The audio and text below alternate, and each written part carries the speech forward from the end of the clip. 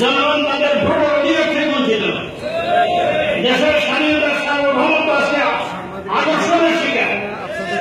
আমরা শিক্ষানীতি পেয়েছি 2010 যে শিক্ষানীতির মাধ্যমে এই দেশের সংখ্যাগরিষ্ঠ মুসলমান তারা ইমান আকিদাকে ধ্বংস করে একটা এখানে বিরোধীদের শিক্ষা আমাদের মাথাতে হয়ে দেওয়া হয়েছে।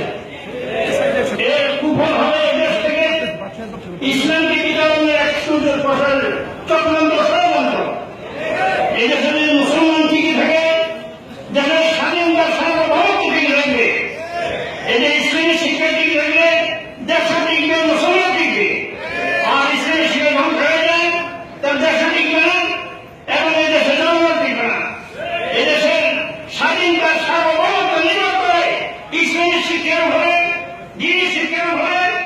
আসুন আমরা এই শিক্ষানীতিকে আজকের এই অধিবেশনকে আমরা জোর দাবি জানাচ্ছি।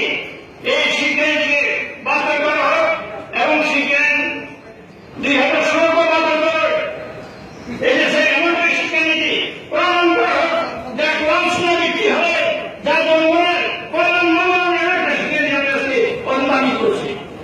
আমি জনগণের পক্ষ থেকে খেলাধুলা অধিবেশনে আমি শুভেচ্ছা জানাচ্ছি।